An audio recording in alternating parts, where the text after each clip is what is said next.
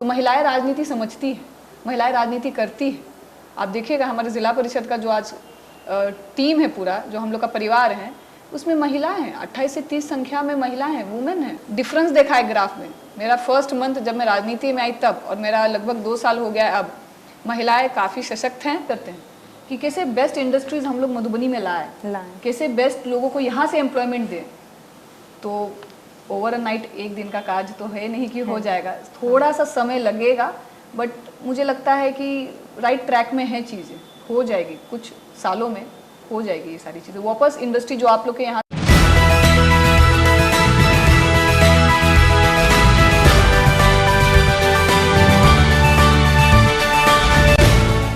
नमस्कार, स्वागत है आप सभी का मधुबनी न्यूज के खास कार्यक्रम चौपाल में। आज है हमारे साथ हमारे कार्यक्रम की विशेष गेस्ट बिंदु गुलाब यादव जी हैं, जिला परिषद अध्यक्ष मधुबनी। बहुत बहुत स्वागत है मैम आपका हमारे इस खास कार्यक्रम चौपाल में। जैसा कि बिहार में महिलाओं को पंचायती राज व्यवस्था में 50% का आरक्षण प्राप्त है, लेकिन इसके बावजूद भी वर्तमान समय में देखा जाए तो महिलाएं अपने पद का इस्तेमाल सही तरीके से नहीं कर पा रही हैं। वो कहीं ना कहीं अपने में उलझी हुई हैं और चीज़ों को समझ नहीं पा रही हैं। और जो आज के हमारे खास गेस्ट हैं, आइए हम उनसे बात करते हैं और समझते हैं कि किस तरह से अचानक से राजनीति में आकर और अपने पद को समझकर और लगातार अपने कर्तव्यों का निर्वहन करते हुए अपनी पद की गरिमा को बढ़ाए हुए हैं। और सबसे पहला सवाल इनसे ये रहेगा कि आप बचपन से पुणे में रही हैं, बहुत ही चकाचौंध जीवन है, बड़ा शहर है, अपने पढ़ाई भी वहीं से की है। जानने की इच्छा ये है कि अचानक से वो जगह छोड़कर मिथिला जैसे क्षेत्र में आकर राजनीति करने के पीछे क्या कारण है? आपने सही कहा, मेरा जन्म पूना में हुआ है, born and brought up in Pune. मेरी एजुकेशन, मेरी मास्टर्स की पढ़ाई पुणे में हुई है। राजनीति में आने का मेरा मेन मोटिव, प्रेरणा जो बोलते हैं, वो मेरे पिताजी हैं, श्री गुलाब यादव जी। राजनीति में आने का यही एक मकसद था। पापा का जो टर्म था विधायक का 15 से 20 में, उन्होंने ऑब्जर्व किया है कि ग्रामीण क्षेत्रों में खासकर महिलाएं घर चलाती हैं, घर में ही रहती हैं। जेंट्स जो हैं वो रोज़गार के लिए, कमाने के लिए प्रदेश में रहते हैं, दिल्ली, बॉम्बे, पूना में जाते हैं अर्निंग के लिए। तो महिलाओं से डायरेक्ट इंटरेक्शन होता नहीं है। आज भी आप देखते हैं कोई भी गेस्ट घर पे आता है तो महिला आज भी पर्दे में रहती है, सामने सामने बात नहीं करती है। तो उनका मेन ये था कि हम महिलाओं से कनेक्ट कैसे कर पाएंगे। तो महिलाओं से कनेक्ट करने के लिए डेफिनेटली कोई महिला ही चाहिए। और अचानक से चेयरमैन का चुनाव था, जिला परिषद का चुनाव था, जो महिला सीट ही थी। इस वजह से वन डे में वो प्लान हुआ, ऐसे कोई डिसाइडेड नहीं था। एक दिन का प्लान था? हाँ, एक दिन का प्लान था। रैंडमली एक दिन पिताजी का कॉल आया कि बैग पैक कर लो, 15 दिन के लिए आ जाओ तुम बिहार। अच्छा। तो तभी तक भी इतनी चीज़ें क्लियर नहीं थी कि पॉलिटिक्स में इतना ग्राफ मेरा आगे बढ़ेगा। तो पापा का एक फ़ोन आया और फिर मैं बिहार आई, और फिर जब से मैं आई 2 साल से मैं यहीं हूँ। अच्छा, तो अचानक से एक दिन का प्लान और इतना बड़ा पद आपने पाया और लगातार इस पद पर आप काम कर रही हैं और एक अच्छा वो आप निभा रही हैं। अच्छा, महिलाओं के लिए राजनीति को आप किस तरीके से देखती हैं? क्योंकि अभी हम बोलें कि पंचायती राज व्यवस्था में महिलाएं जीत तो जाती हैं, लेकिन अपने पद का महत्व तो नहीं समझ पाती हैं वो, और खुलकर राजनीति करना ही नहीं चाहती हैं। बहुत सारी ऐसी महिलाएं हैं, उनके पद पर महिलाएं राजनीति करती हैं, वो नहीं कि जो सिर्फ पद पे हैं, जो पद पे नहीं भी वो भी। एग्जाम्पल जैसे कि मैं पूरी न्यू थी फील्ड के लिए। जिला परिषद चुनाव जब मैंने जीता, मैं हर एक वुमेन से, मैंने महिलाओं से, स्कूल की बच्चियों से मैंने कनेक्ट किया। उन लोगों के वोट्स मुझे आए, तो वो एक रीज़न था कि उनको राजनीति मालूम थी, तब उन्होंने मुझे वोट दिया। मुझे वोट देने के बाद क्योंकि मैं उनसे कनेक्ट कर पा रही थी, वो मेरी समस्याएं समझ पा रही थी कि मैं उनसे क्यों वोट मांग रही हूँ, मैं उनके लिए क्या हेल्प कर सकती हूँ पद पे आने के बाद, और वो मुझसे क्या चाहती है, अगर मैं जीत जाऊँ तो मैं उनको कैसे हेल्प कर सकूँ। तो महिलाएं राजनीति समझती हैं, महिलाएं राजनीति करती हैं। आप देखिएगा हमारे ज़िला परिषद का जो आज टीम है, पूरा जो हम लोग का परिवार है, उसमें महिलाएं हैं। 28 से 30 संख्या में महिलाएं हैं, वुमेन हैं। और बहुत सारी तो खुद ही फील्ड में काम करती हैं, खुद ही अपना पूरा क्षेत्र संभालती हैं। उनके हस्बैंड्स हैं, उनकी फैमिली, एक बैक सपोर्ट है, लेकिन काफ़ी हद तक ये महिलाएं खुद फील्ड में जाती हैं। लोग इनको पहचान रहे हैं कि हाँ ये मेरी जिला परिषद की सदस्य हैं, ना कि हाँ ये उनके हस्बैंड को बोलते हैं जिला परिषद सदस्य। क्लियरली डिफ्रेंशिएट करते हैं कि आप जिला परिषद के पति हैं और ये हमारी जिला परिषद की सदस्य है। हाँ, लेकिन फिर भी कुछ मायने में देखा जाए तो अभी भी धरातल पर इन चीजों की कमी है, वो जहाँ होगी महिलाओं ही, के चेहरे का इस्तेमाल होता है। वो और होगी ही। वो आप देखिएगा मुखिया जी लोगों में खासकर आप देखिए, मैंने काफ़ी स्ट्रांग महिला मुखिया जी लोग को देखा है, हाँ, बहुत अच्छे से इंडिपेंडेंट है, अपना पंचायत पूरा टेक ओवर करके रखे हैं। हर एक मतलब आंगनबाड़ी केंद्र हो, राशन कार्ड, आधार कार्ड, पेंशन, इतनी वो कनेक्टेड है सब लोगों के साथ, उनको सारी समस्या ग्राउंड लेवल की पता है, क्योंकि वो दिन भर उन महिलाओं के साथ उठना बैठना, उनकी समस्याएं समझना करती है। कुछ महिलाएं अभी भी अवेयरनेस, मैं हमेशा कहूँगी आपको ये बात, अवेयरनेस नहीं है लोगों में, तो वहाँ पे जाके थोड़ा सा कमज़ोर पड़ जाता है। जिसको नॉलेज नहीं है, अवेयरनेस नहीं है, तो थोड़ा सा वहाँ आप कह सकते हैं कि कमज़ोर है। नहीं तो मुझे नहीं लग रहा है, 2 सालों में मैंने बहुत डिफरेंस देखा है ग्राफ में। मेरा फर्स्ट मंथ जब मैं राजनीति में आई तब, और मेरा लगभग 2 साल हो गया है अब, महिलाएं काफ़ी सशक्त हैं, काफ़ी आप देखिएगा मिथिला पेंटिंग के लिए, आप देखिए, आप आज की जनरेशन की महिला की बात करेंगे, हम उस जनरेशन की भी महिला की बात करेंगे। मिथिला पेंटिंग के लिए जो पद्मश्री अवार्ड मिला है राठी से ही है। और मिथिला चित्रकला संस्था में वो अभी क्लासेस देती हैं, मिथिला पेंटिंग सिखाती हैं, मतलब 60+ एज के हैं वो। और बताइए आज के डेट में लोग बोलेगा कि अब टेक्नोलॉजी आ गया है इसलिए लोगों को रिकग्नाइज किया जा रहा है, अवार्ड दिया जा रहा है, लेकिन नहीं, वो तो पहले से सशक्त थी इतनी कि उनको रिकग्नाइज किया गया, स्टेट ही नहीं सेंट्रल लेवल पे उनको सम्मानित किया गया है। तो काफ़ी हद तक मिला जुला के अगर आप बोलिएगा तो कुछ रेशियो महिलाओं का अभी भी अवेयरनेस की वजह से कमजोर है, नहीं तो महिला बहुत सशक्त है आज की। जरूरत है तो जागरूकता की, जिससे महिलाएं आगे आए, आपका ये कहना है। जिला परिषद अध्यक्ष जिस पद पर आप हैं, इसके तहत किन तरीके के कार्यों से समाज को लाभान्वित किया जा सकता है, यानी आप थोड़ा इसको बताएं कि किस किस तरीके के कार्यों को आप। देखिए, जिला परिषद पूरे ज़िला मधुबनी जो है 2nd लार्जेस्ट डिस्ट्रिक्ट है स्टेट का, ठीक है। यहाँ बहुत ज़्यादा स्कोप है काम का, और यहाँ पे काम का स्कोप मतलब ये नहीं कि हमको सिर्फ स्कीम्स को धरातल पे उतारना है। हमारे 29 विभाग हैं, शिक्षा है, स्वास्थ्य है, कृषि है, ऐसे आप देखिएगा सामाजिक कल्याण है, बहुत सारे विभाग ऐसे हैं जिसमें हर एक डिपार्टमेंट का अपना अपना काम होता है।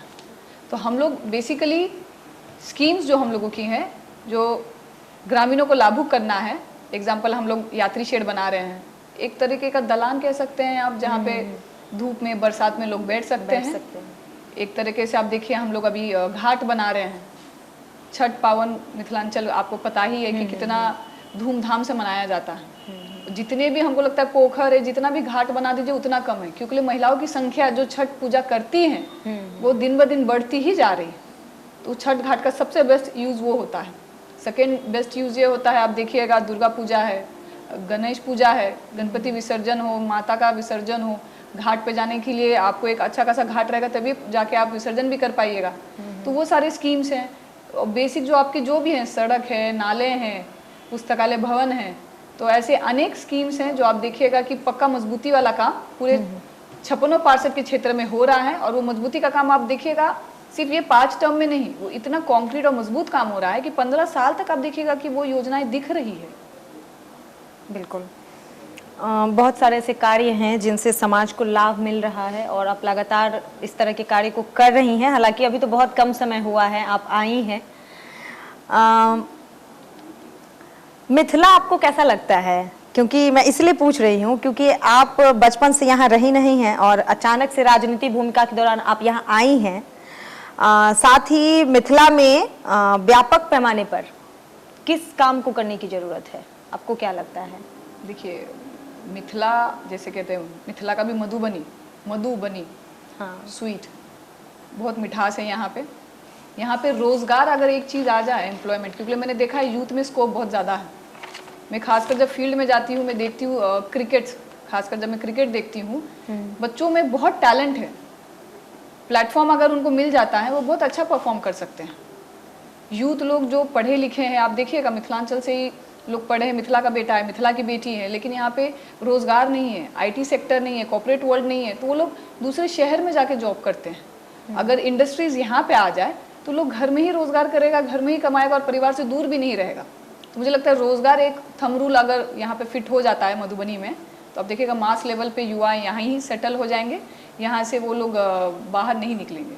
तो एक मुझे लगता है कि रोज़गार को बहुत ज़्यादा स्कोप मिलना चाहिए, यूथ को स्कोप मिलना चाहिए, स्पोर्ट्स को स्कोप मिलना चाहिए। यहाँ पे टैलेंट बहुत है, बच्चियाँ कर रही है इतना अच्छा स्पोर्ट्स में। मैं वॉलीबॉल के मैच में जाती हूँ, मैं खजोली में जाती हूँ, फुटबॉल के मैच में सिर्फ बच्चियाँ, वहाँ पे फुटबॉल का वो होता है मैच, बच्चियाँ इतना सुंदर खेलती हैं, मतलब आप विश्वास नहीं कर पाइएगा, क्योंकि वो बॉल बहुत ज़्यादा हैवी होता है, वो अगर आपको हिट करेगा, मतलब सोच के भी आप नहीं इमेजिन कर सकते हैं। लेकिन उन बच्चियों को जो मैं देखती हूँ, उस बॉल के पीछे जब वो दौड़ती है, वो बॉल उनको हिट करता है, फिर रीबैक हिट करती है, वो इतने बोल्डली खेलती हैं।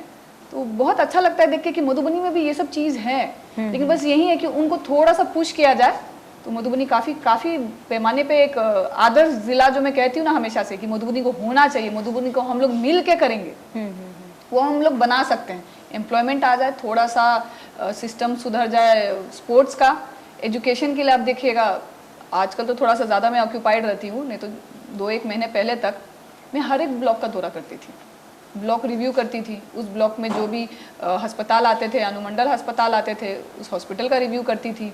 तो मैं इंश्योर करती थी कि जो बेसिक बेनिफिट्स होने चाहिए वो लोगों को मिलने चाहिए।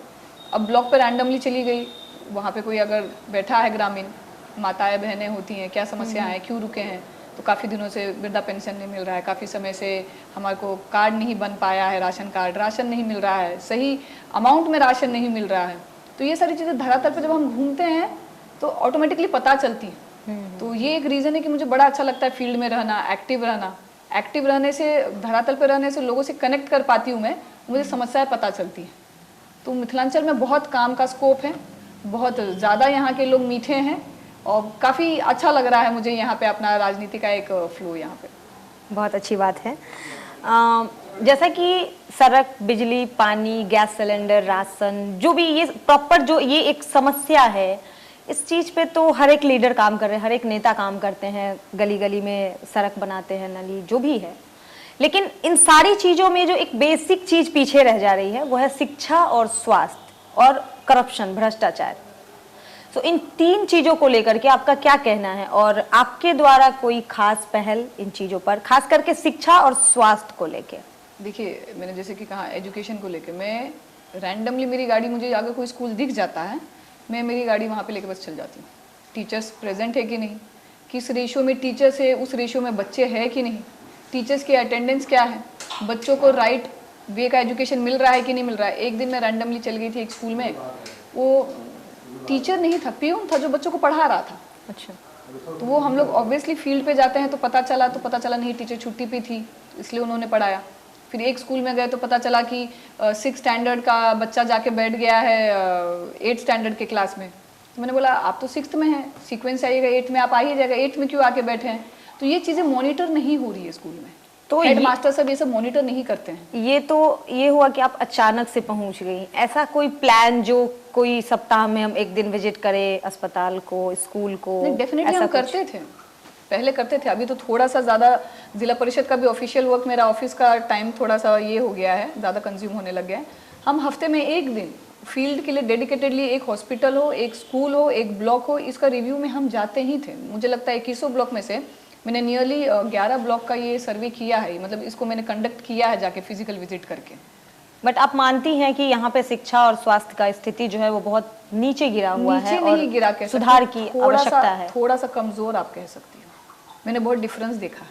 अच्छा। अभी जो CS साहब आए हैं, मुझे नहीं लगता है कि कॉल कीजिएगा कोई समस्या होगा तो कोई दिक्कत है कि कई पेशेंट को नहीं कोई एड्रेस कर रहा है, बेड नहीं मिल रहा है या कोई अदर इशू है, तो ट्रैक पे आ रहा है। आप और हम है समाज में, आपको और मुझको मिलके ही ये चीज़ें सुधारनी है, ऑटोमेटिकली नहीं सुधरने वाली है। हाँ। तो एफर्ट्स अगर बोथ द वे हो, पॉलिटिकल विंग से भी हो, आम जनता से भी हो, तो चीज़ें सुधरेगी। तो काफ़ी चीज़ें अच्छी हो रही है।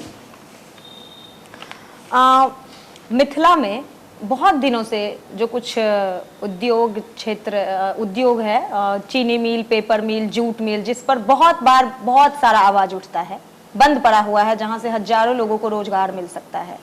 क्या कहना है आपका इस विषय पर? नहीं, डेफिनेटली ये बहुत कंसर्निंग चीज़ें हैं कि पहले बचपन में मैं भी सुनती थी सकरी का मिल, ऊना में बचपन में हम भी सुनते थे कि सकरी में मिल है, चीनी का मिल है। अब जब से मैं आई हूँ, मैं यहाँ पे कोई भी इंडस्ट्री फैक्ट्री नहीं देख रही हूँ। मैंने पहले भी जैसे शुरुआत में भी इंटरव्यू में कहा, तो ये कंसर्न की चीज़ें हैं। और सौभाग्य की बात है कि अभी उद्योग मंत्री जी हमारे ज़िला के ही हैं, तो उनसे भी बातचीत होती रहती है। तो जब भी बात होती है तो हम लोग यही डिस्कस भी करते हैं कि कैसे बेस्ट इंडस्ट्रीज हम लोग मधुबनी में लाएं, कैसे बेस्ट लोगों को यहाँ से एम्प्लॉयमेंट दें। तो ओवर नाइट एक दिन का काज तो है नहीं कि हो जाएगा, थोड़ा सा समय लगेगा, बट मुझे लगता है कि राइट ट्रैक में है चीज़ें, हो जाएगी, कुछ सालों में हो जाएगी ये सारी चीज़ें। वापस इंडस्ट्री जो आप लोग के यहाँ से चली गई है मधुबनी से, वो वापस मधुबनी में आ जाएगी। आपके निजी जीवन से कुछ पूछना चाहूँगी। मिथिला का कोई खास व्यंजन जो आपको बहुत पसंद हो और यहाँ की कुछ विशेष चीज़ जो आपको बहुत अच्छी लगती है? व्यंजन का अगर आप बात कीजिएगा तो मैंने मधुबनी मिथिला का खाना मैंने कभी ऐसा नहीं था कि मिस किया, यहाँ पे आके मैंने खाया है। अच्छा। बचपन से बहुत ज़्यादा फूडी हूँ। हाँ। तो मम्मी भी बड़ी शौकीन है खाना बनाने की, तो मुझे पुणे में भी वो बिहार का पूरा नॉर्थ का कल्चर का खाना बना के खिलाती थी। अच्छा। तो दल पूरी रहे, आपका भी छठ पूजा आ रहा है, ठकुआ रहे, मीठी पूरी रहे, मखान की खीर रहे, तो ये सारी चीज़ों से आप जुड़े हैं लगातार? जुड़ी हूँ मैं लगातार, मैंने बचपन से ये सारी चीज़ें खाई है, तो मेरे लिए कोई नया नहीं है ये सारी चीज़ें यहाँ पे आके खाना। ये सब मेरे फेवरेट पहले से भी रहे हैं। राजनीति को लेकर आप महिलाओं को क्या संदेश देना चाहेंगी और महिलाओं के लिए राजनीति क्षेत्र में उनका करियर कैसा रहेगा, ये आप चैनल के माध्यम से जरा एक संदेश दें महिलाओं को। डेफिनेटली आपके चैनल के माध्यम से मैं महिलाओं से यही रिक्वेस्ट करना चाहूँगी, आप लोग में बहुत ज़्यादा पोटेंशियल है, बहुत ज़्यादा आप लोगों में वो पावर है। नारी सशक्तिकरण सिर्फ कहने के लिए नहीं है, सच में है। तो मैं आप लोग से यही रिक्वेस्ट करूँगी कि आप लोग बाहर निकलें, क्योंकि मैंने देखा है, ऐसा नहीं है कि मैं बिना देखे बोल रही हूँ, मैंने महिलाओं को देखा है, आप लोग बहुत अच्छा काम कर रही है। वो आपका एजुकेशन में हो, टीचर्स हैं महिलाएं, आपका मिथिला पेंटिंग बहुत सारे जो पेंटर्स हैं महिलाएं हैं, आपका देखिएगा बहुत सारे जो महिला मुखिया सब हैं, महिला जिला परिषद सदस्य सब हैं। तो पॉलिटिकल नॉन पॉलिटिकल हर एक फील्ड में महिलाएं हैं, वो अपना बेस्ट कर रही हैं। आप लोग अनलिमिटेड हैं, कीप गोइंग, नॉन स्टॉपेबल हैं आप लोग को जो बेस्ट लगता है प्लीज़ कीजिए, क्योंकि आपको देख के ही आने वाली जनरेशन भी सीखेगी और करेगी। अगर आप अपने आप को होल्ड कीजिएगा तो आने वाली जनरेशन भी उसी तरीके से आगे का जीवन देखेगी कि नहीं, मम्मी नहीं कर पाई तो हम कैसे करेंगे। बिल्कुल। तो एक रोल मॉडल बनिए ताकि आपका बच्चा भी आपको फॉलो करे। बहुत बहुत धन्यवाद आपका, जो आपने हमारे मधुबनी न्यूज के खास कार्यक्रम चौपाल में अपना कीमती वक्त निकालकर इतनी सारी बातें यहाँ पे रखी। उम्मीद है कि आपके बातों से और भी जो भी लोग राजनीति में हैं या फिर राजनीति में आना चाहते हैं वो कुछ सीखेंगे और आगे आएंगे। बहुत बहुत धन्यवाद। Thank you.